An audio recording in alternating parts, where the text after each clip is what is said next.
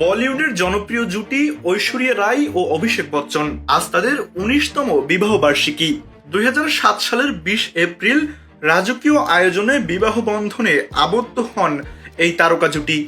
দীর্ঘ পথ চলায় তারা হয়েছেন কন্যা আরাধ্যা বচ্চনের বাবা মা।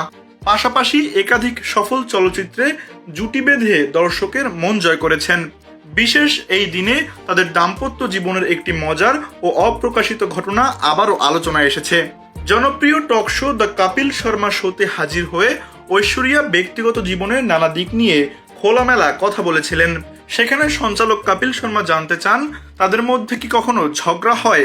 জবাবে ঐশ্বরিয়া অকপটে বলেন, অন্য সব দম্পতির মতো তাদের মধ্যেও টুকটাক মতবিরোধ হয়, তবে আসল চমক ছিল ঝগড়া মেটানোর প্রসঙ্গে। অনুষ্ঠানে উপস্থিত নবজ্যোৎ সিং সিধু ধারণা করেছিলেন হয়তো অভিষেকই আগে ক্ষমা চান, কিন্তু সেই ধারণা ভেঙে দিয়ে ঐশ্বরিয়া হাসি মুখে জানান সাধারণত তিনি আগে সরি বলেন।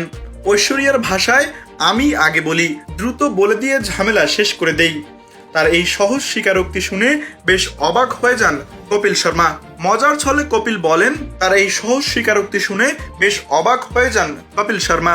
মজার ছলে কপিল বলেন, আপনি আগে ক্ষমা চান, এত সুন্দর একজন স্ত্রী হয়েও আপনি সরি বলেন, এ তো রীতিমতো খোদার গজব। ২০০০ সালের শুরুতে প্রথম দেখা এই জুটির। এরপর গুরু, ধুম 2, রাবণ ও উমরাও জানের মতো সিনেমায় একসঙ্গে কাজ করে তারা জায়গা করে নিয়েছেন ভক্তদের হৃদয়ে। তারকা খ্যাতির আড়ালে এমন ছোট ছোট মুহূর্ত যেন প্রমাণ করে তারকারাও আসলে আমাদের মতোই সাধারণ, আর ভালোবাসা টিকে থাকে ছোট ছোট সরিতেই।